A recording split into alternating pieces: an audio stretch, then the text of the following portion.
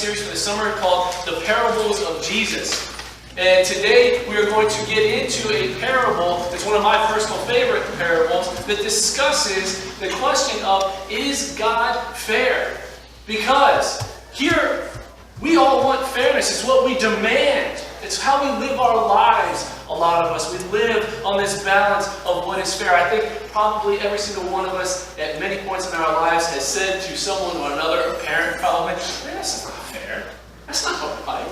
Right? Well, today I want to start with the parable that Jesus tells us from Matthew 20.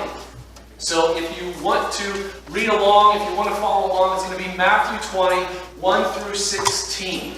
And I'm going to go ahead and read this for us, starting at verse 1. For the kingdom of heaven is like the landowner who went out early one morning to hire workers for his vineyard. He agreed to pay the normal daily wage and sent them out to work. At 9 o'clock in the morning, he was passing through the marketplace and saw some people standing around doing nothing. So he hired them, telling them that he would pay them whatever was right at the end of the day. So they went to work in the vineyard. At noon, and again at 3 o'clock, he did the same thing. At 5 o'clock that afternoon, he was in town again and saw some more people standing around. He asked them, "Why haven't you been working today?" They replied, "Because no one has hired us." The landowner told them, "Then go out and join the others in my vineyard." That evening, he told the foreman to call the workers in and pay them, beginning with the last worker hired first. When those hired at 5 o'clock were paid, each received a full day's wage. When those hired first came to get their pay, they assumed they would receive more, but they too were paid a day's wage. When they received their pay, they protested to the owner, "Those people only worked 1 hour, and yet you paid them just as much as you paid us, who worked all day in the scorching heat." He answered one of them, "Friend, I haven't been unfair. Didn't you agree to work all day for the usual wage? Take your money and go. I wanted to pay this last worker the same as you. Is it against the law for me to do what I want with my money? Should you be jealous because I am kind to others? So those who are last now will be first, and then those who are first will be last." Matthew 20. Now I said this is probably one of my favorite parables. And it is because this parable tells of God's grace. Of God's amazing, beautiful, wonderful grace. The good news that God brings to us in this parable, that Jesus brings to us in this parable, is there, and it's there again for us to hear this morning. Now, I wonder if you've ever thought about this before in this story, because I've got to tell you, this story, this one parable, tends to upset some church people.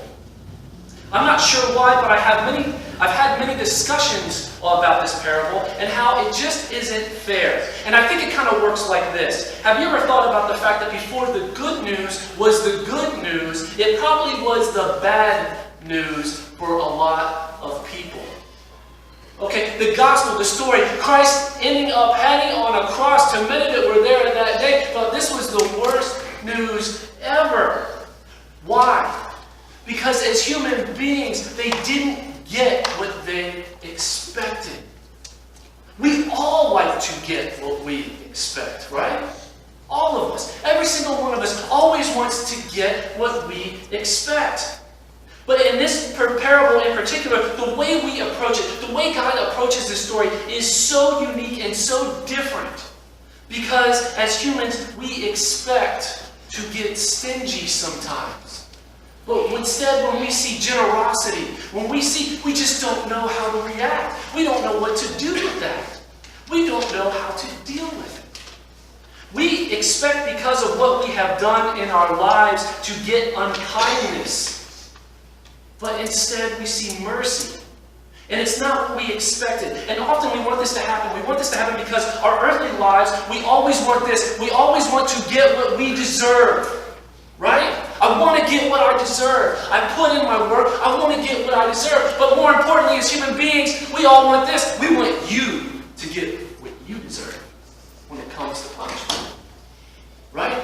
Isn't that the human space? Isn't that how we deal with it? But instead of that, we see God's ever-wise grace, mercy, and love in this story. This is an amazing story in Matthew 20, and sometimes for us it can seem incredibly unfair. We just read the story, right? Is that the way that life should work? Should someone that comes in at the end get the same thing that you get? Is that the way that things should be? It just doesn't seem fair. We prefer something from God. We want God to be predictable, right? This is who we are. We want God to be predictable, like us. We want God to be exactly like us. We want to know that when something is done in a certain way, that the outcome is predictable. We want a system that is based on our rules. But I have heard it said before that until we are the ones not picked for the job, until we are the ones that are sitting on the side of the road waiting for the job, until we are the ones that play by the rules and don't get ahead, we will never understand the wideness of this story and the need for God's mercy, His love, and His grace. Because we can all look around in our lives, right? We've all known somebody that has always done the right thing and never seems to get ahead. And then we've also known the people that just do everything wrong. They don't care about laws. They don't care about rules. They don't care about feelings or people. And they just seem to always get ahead. Right? And when we see that, it doesn't seem fair to us. So our system of justice is limited for us. And then we all have to turn to God's grace when all else fails. When all the other stuff that we think should work, all the systems, all the rules, if we do A, B, and C, we should get to go forth. When all of that doesn't work anymore, then all we have left is grace. And until we've experienced the downside of life, until we have experienced what it is like to be an outcast, until we have experienced what it's like to be downtrodden and talked about, until we experience that, the full impact of this story, of this parable, doesn't hit us. Because we have always been looking at ourselves, right? Some of us have always been looking at ourselves as the all-day workers, right? I mean, when we were hired, we were there first thing in the morning. We were there early because that's how we roll. And so we can never understand the need for this amazing grace that treats everyone the same. But when we are down and out, when we are at the bottom looking up, and when the world is so harsh, and when we mess up, I can't be the only one that has ever messed up. Right? I can't be the only one. I mean, all of us have messed up. When we can't see our way out of a situation, it's grace that comes through. And it's grace that matters. You know what grace is for? I know some of you don't understand grace, and you probably don't want it, and that's okay, because I know what grace is for. You know what grace is for? Grace is for me. Because I know I mess up. I know I do. I mess up every single day, and I need God's grace daily. Some of you may not want it. Some of you may not like it, and that's okay, because you're the ones that get mad that I get it. Right. But you see, that's the way God's grace works. It surprises us. It comes around the corner and smacks us in the face when we are not expecting it. You see, that is when grace matters most. When we are hurting, when we are in pain, when life just doesn't add up the way that we think it should. One thing about grace, it's pretty messy. Grace is pretty messy. It messes up our lives, and it messes up our understanding of fairness. But even in the midst of all that messiness, it's so beautiful. When you meet God's grace, you will know how beautiful it really can be. This is a story today about the generosity of God. That's the parable. That's Jesus taught in parables, and He taught in parables for a reason. He didn't go back into the Old Testament to His disciples and say, "Today I want to speak to you from Ezekiel 27. No, they would have run. He spoke in stories to get His point across. The stories to deliver the messages to His disciples, so that the crowds would understand it, so that the disciples would understand it, so that you and me today could understand it. This is a story about amazing, amazing generosity. So I'm going to give you the story again real quick, but in a modern vernacular. Because sometimes it's easier to hear things and understand in a modern vernacular. So a vineyard owner goes out at 6 o'clock in the morning. He goes into town and he sees some workers. And he hires a couple of them and says, I'll pay you $100 if you come work all day in my vineyard. So they think that that's pretty fair, and they do. So then the owner goes back into town, and he hires more workers at 9 o'clock, at 12 o'clock, at 3 o'clock, at 5 o'clock, 5 o'clock being 1 hour before closing time. And he hires them. And he says, I'll tell you what, I'll pay you whatever is right. Now at closing, he gathers up his workers and he pays them, starting with those 5 o'clock workers. Those 5 o'clock workers who only worked 1 hour in his vineyard. And he pays them first, and he pays them $100. Now as the other workers see this, at first, they're excited. They're excited at his generosity. And they are sure they are going to get more. Because if he gave the guys that just worked for 1 hour $100, woohoo, this is going to be great. Come on, out back on us. But they don't. They get the exact same wage. All of them. So what do? They do what any one of us would probably do. They get upset. They get mad. Why? Because that isn't fair. Now that's no way to run a business, right? No one's going to run their business like that. Everyone's just not going to show up to work until 1 hour before. But this isn't really about business. This is about God's amazing mercy, love, and grace. The all-day workers got resentful, didn't they? But they got what the owner had agreed to pay them. They didn't get unfairness, but they still became resentful. The owner's action in this story showed what we may view as craziness, as absurd behavior to our standards. They show bad business. They show God's grace. Because God's grace is bad business. It's absurd. And it's craziness. It's absolutely craziness. And as crazy and absurd as it is, it still shows God's grace. It's bad business because it's bad business if you set and build your lives on the rules and not accepting God's grace. That is crazy. If you set your relationship up on following the rules instead of accepting God's grace, I'm here to tell you that you can never follow enough rules to follow God the right way. Ever. His word tells us that all will fall short of the glory of God. The Jews tried it. It didn't work. We need this grace, this love that is poured out for us and on us by the blood of Jesus Christ. This is a parable about God's excessive grace. God's desire to give and give and give. And He gives and He gives and He gives, not to those who deserve it. He gives and gives and gives to those who don't deserve it. And no wonder it makes us mad sometimes. Life isn't supposed to work this way. I've worked and worked and worked. I'm supposed to get more. This story upsets more church people than you can ever imagine. I've had people say to me before, so let me get this straight, Pastor. Let me get this straight. See, you're telling me that this means that if someone comes and says, I want to declare Jesus Christ, my personal Lord and Savior, on my deathbed, that they get in? And I say, that's exactly what it means. And they say, but that's not fair! Because what upsets us is that many of us have been coming to church since our parents brought us as kids. We were baptized in front of the church, yet we don't get any more than the person that just walked through those doors today. That's not the way real life is supposed to work.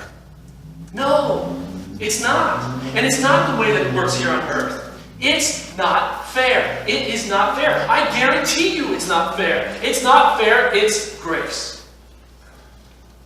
This is a story about God's meeting all of our needs wherever we are at. It's about God's willingness to never, ever, ever, ever, ever give up on us. Do you notice that?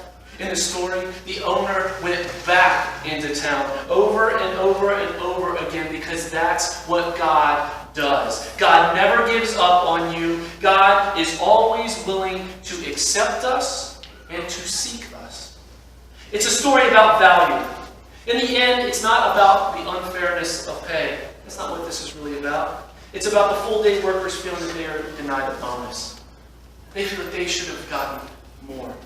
They've been there all day, right? It's the sense of privilege that we can get when we are the first ones hired. When we are the first ones in the door. We've been in church all our lives. Aren't we entitled to more? This parable, this is the story that reminds us, no, we're not. This sense of privilege, I have always thought, this is one of the things that is true about church. It's an entitlement that we sometimes feel. It's what makes some people in some churches get crotchety. Now, we don't have any crotchety people in our church, but I've certainly been to churches with crotchety people. I've read about crotchety people. People that feel that they are entitled, and they are going to tell you that they are entitled in the way that it should be, because they have a sense of privilege. But they miss the whole point of God's amazing grace. The wideness of God's love and mercy for everyone, and accepting God is treating all the people the same.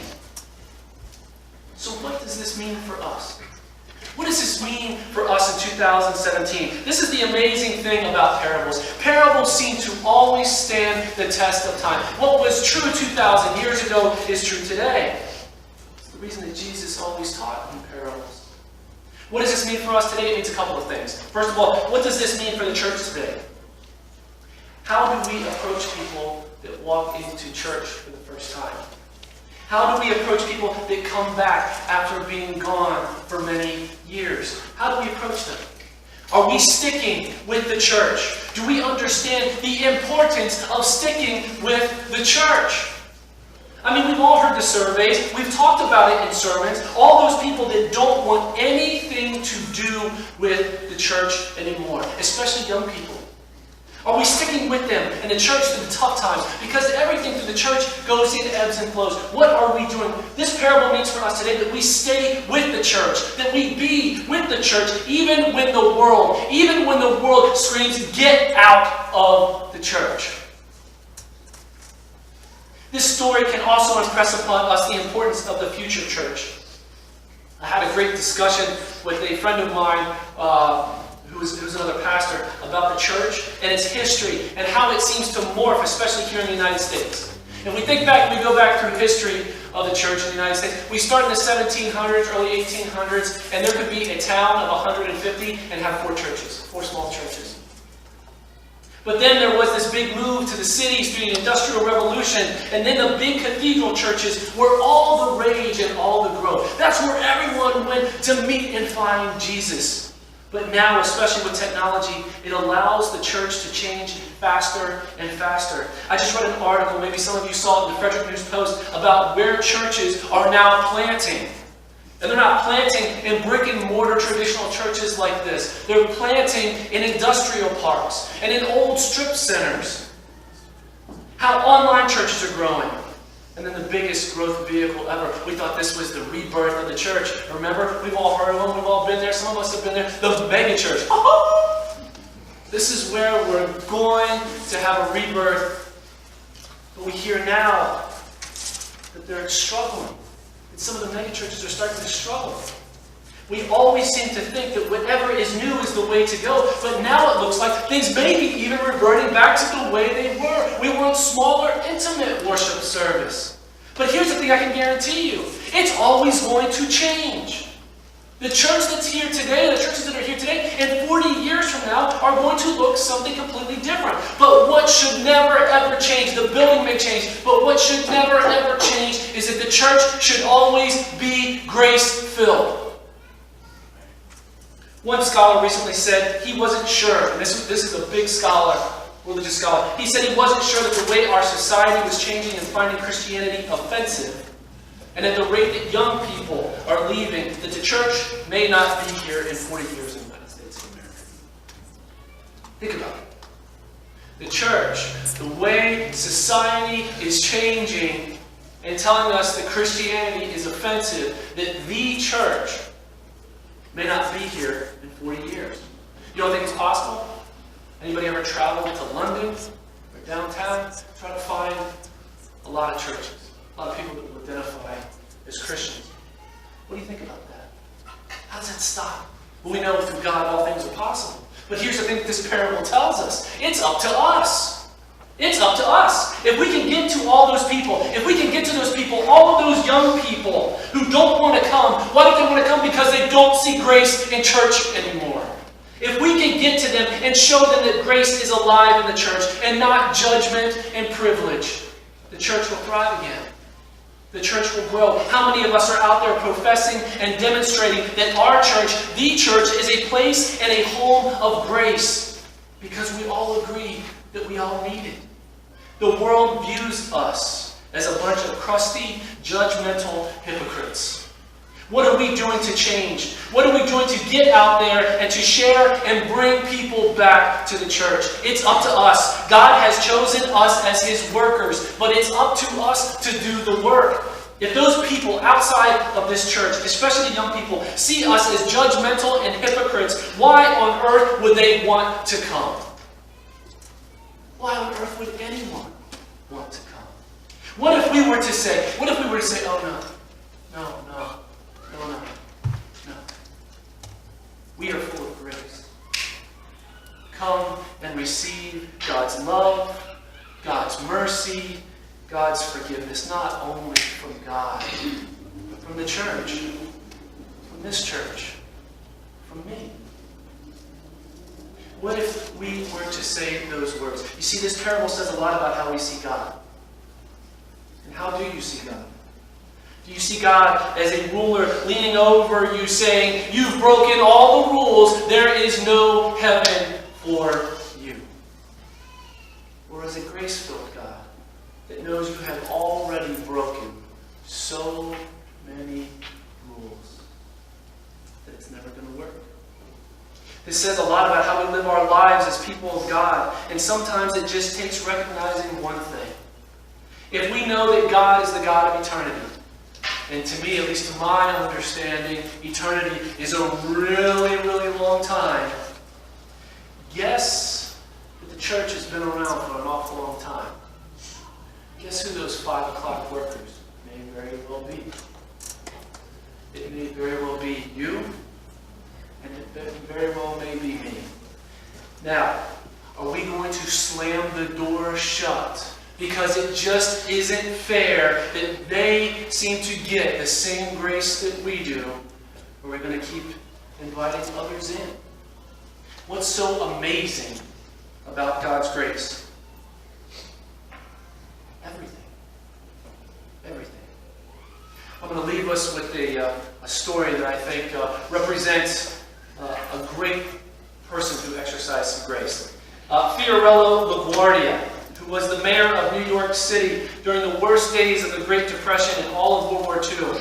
And he was called by adoring New Yorkers as the Little Flower because he was only 5'4" and always wore a carnation on his lapel. He was a colorful character who used to ride the New York City fire trucks, raid speakeasies with the police department, and take entire orphanages to baseball games. And whenever the New York newspapers would be on strike, he would go on the radio and read the Sunday funnies just so the kids wouldn't have to suffer. One bitterly cold night in January of 1935, the mayor turned up at night court and served the poorest ward of the city. LaGuardia dismissed the judge for the evening and took over the bench himself. Within a few minutes, a tattered old woman was brought before him, charged with stealing a loaf of bread. She told LaGuardia that her daughter's husband had deserted her, and her daughter was very sick, and her grandchildren were starving. But the shopkeeper from whom the bread was stolen refused to drop the charges. He told LaGuardia, "It's a real bad neighborhood, Your Honor." It's my new impersonation. He told the mayor, "She's got to be punished to teach the other people around here a lesson." LaGuardia sighed, and he turned to the woman and he said, "Ma'am, I'm so sorry, but I have to punish you. The law makes no exceptions. $10 or 10 days in jail." But even as he pronounced the sentence, the mayor was already reaching into his own wallet. He extracted a bill and tossed it into his famous sombrero, saying, "Here is the $10 fine which I now remit." And furthermore, I am going to fine every person in this courtroom 50 cents for living in a town where a person has to steal a loaf of bread so that her grandchildren can eat. The bailiff collected the fines and then gave them to the defendant.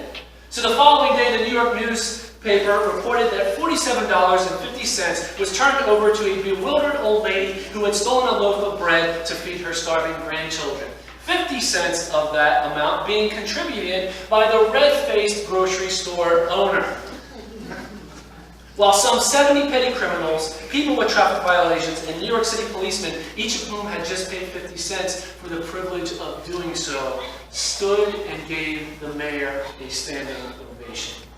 What is so amazing about grace? Everything. We pray with you. Father God, thank you for this day and all the blessings that this day brings. Father, thank you for sending your Son who shared with us these parables so that we may have a greater understanding and relationship with you. Father, we know that we have messed up and all fall short of your glory. And Father, we thank you for and accept your amazing, beautiful grace offered to us through the blood of Jesus Christ. Father, we know that your rules and your commands are important, and we know that once accepting this amazing grace, as your word tells us, that we will follow your commands. Father, let us never forget that your grace, let us never forget your grace, and share with the world that our church is grace-filled. Let us be your grace-filled workers. Amen.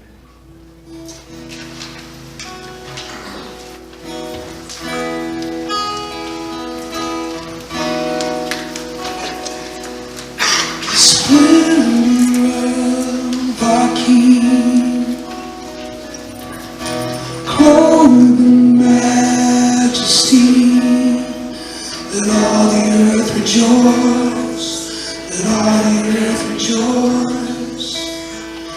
He wraps himself in light, when darkness tries to hide, he trembles at his voice, he trembles at his voice. How great is our God? Sing with me, how great is our God? And all will sing, how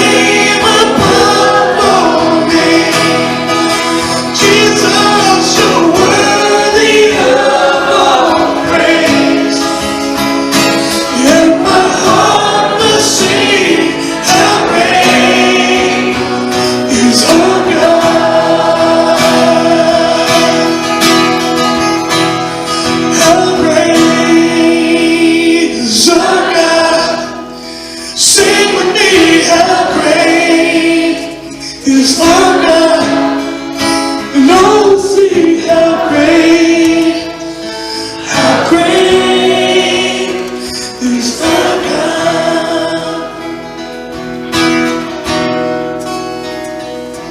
How great is our God. Sing it with your voice. Sing with me, how great is our God. And all will see how great is our God.